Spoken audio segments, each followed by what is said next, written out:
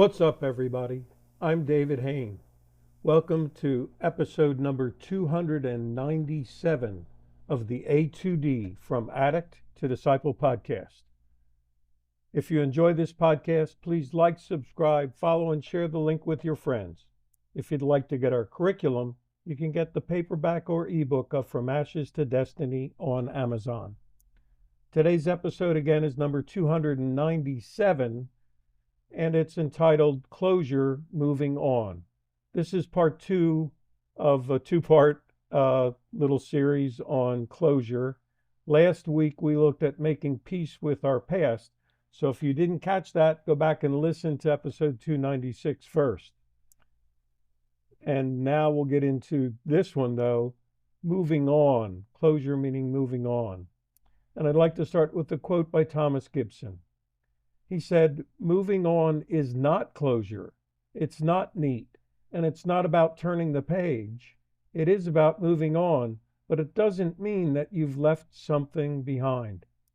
So just as I said last week, where it's hard to get the perfect closure, it's hard to get where the door isn't ajar anymore, where the memories don't come back.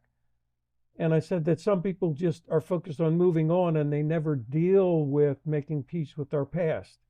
And I think Mr. Gibson here is reminding us of that. It's saying moving on is not closure.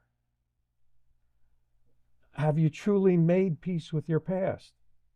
If you have, then you're not really leaving things behind because you've dealt with it. You're not leaving part of you behind. You are whole and you are healed. And another quote, this one by C.S. Lewis, says, you can't go back and change the beginning, but you can start where you are and change the ending. And I think here he's saying we can't undo what is done. We learn from it, we make positive changes, and we do have the power to choose our future and the direction that we will take to get there.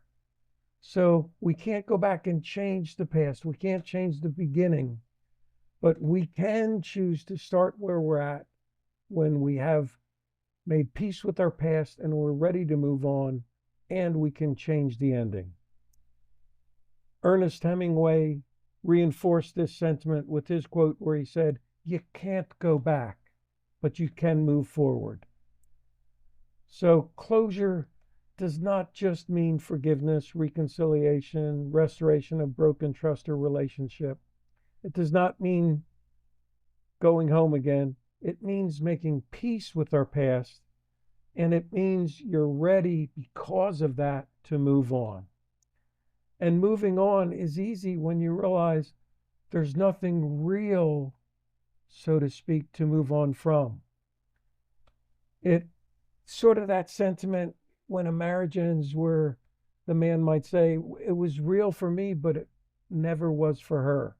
I wanted to believe it was real, so I ignored all the red flags. The fantasy of what I wanted became my reality of what it really was.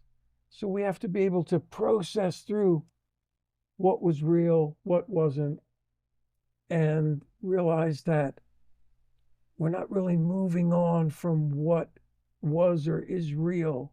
We're moving on and we've made peace with the past that is no more. And it's so important to be able to do that. I like a quote from the TV show Lincoln Lawyer, where they said, you gotta let the ghosts go or they will drag you under. And it's so important if you're moving on to know that you have to have made peace with your past. You have to let go of the ghosts of your past or they will drag you under. They will haunt you. They will be sort of around every corner, just lurking in the shadows, so to speak. And this reminds me of a song by Gwen Stefani entitled Swallow My Tears. And some of the lyrics are, the past keeps chasing me around. I thought I lost it, but then it found me, like it always does, dragging me back to who I was, and I'm running. So again, moving on is not just running away. And if you do that, the odds of the past chasing you around and dragging you back to who you used to be are great. And that's why as we work with people on this aspect of closure and this aspect of making peace with our past and being able to move on, we use the Russian dolls. And if you're not familiar with them, you can go back to earlier episodes where we talked about the work with the Russian dolls in the From Ashes to Destiny curriculum. So what we do is we ask the questions, do you have unresolved emotions? What emotional attachments do you need to cut? What are your feelings about the other person and of yourself? Are you still in love? Do you feel like you failed? Do you feel like you are a failure? What thoughts keep haunting you? So besides the emotions, what are the thoughts that actually form your emotions? Do you think you are damaged goods? What fuels those thoughts? What triggers the haunting aspect? And we encourage people to dig down deeper to your beliefs. What do you believe about who you are today?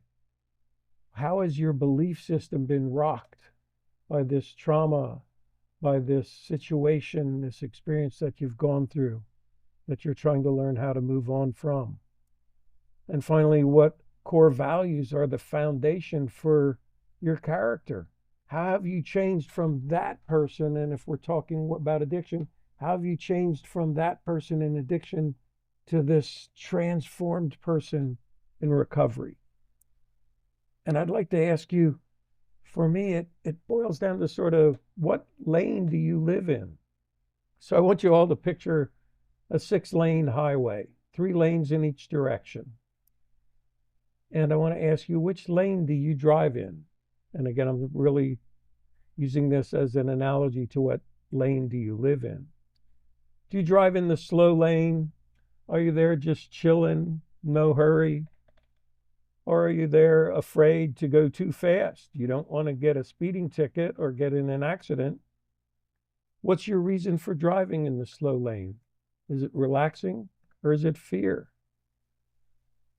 And this reminds me of the 59th Street Bridge song by Simon and Garfunkel, which said, slow down, you move too fast.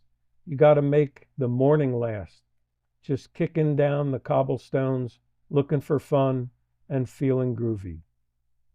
I'd like that to be what you could sing if you are living in the slow lane, if you're just focused on life's simple pleasures and enjoying life and chilling, not living there in fear.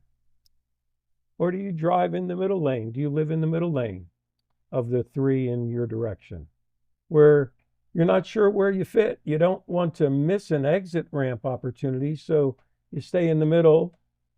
And some of you might be constantly switching lanes left and right just to get one car ahead or one car ahead. You see a little gap or you see some tail lights go on in front of you and they're not on the other side. So you're going to go for a minute over in the fast lane to get around a couple of cars. And this can be sort of a lifestyle of meandering where you don't relax, but you view yourself as more spontaneous, taking opportunities when they present themselves.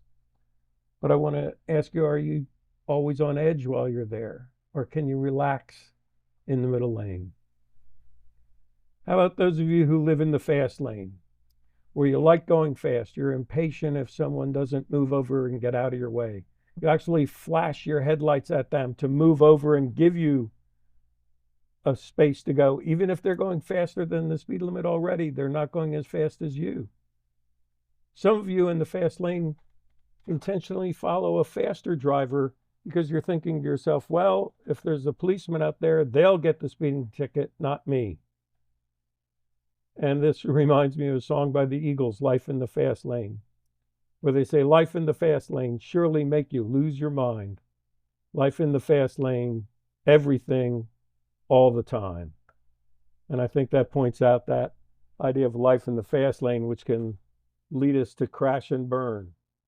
So as you're getting ready to move on from your past, to move on to the new you in recovery, I'd like you to spend some time thinking about those 3 lanes, the slow lane, the middle lane, and the fast lane, And how would you use that to describe your approach in recovery? I'd like to close with some lyrics from the song by ABBA called Move On. They say a restless body can hide a peaceful soul.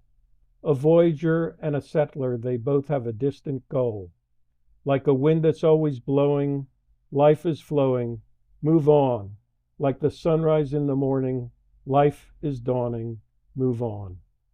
So I think this ties right into looking at what lane you're in. Are you a restless body, or do you have a peaceful soul? Are you just a voyager, or are you a settler with a distant goal? Are you just blowing back and forth and to and fro from the wind? Or are you like the sunrise in the morning, where life is dawning and it's time for you to move on in closure? Thanks for listening to this episode of the A2D From Addict to Disciple podcast. If you'd like to reach out, you can contact me on the link in this podcast episode, or you can send me an email at davidfroma2d@gmail.com, or go to my website, www.froma2d.org, and click on the contact page.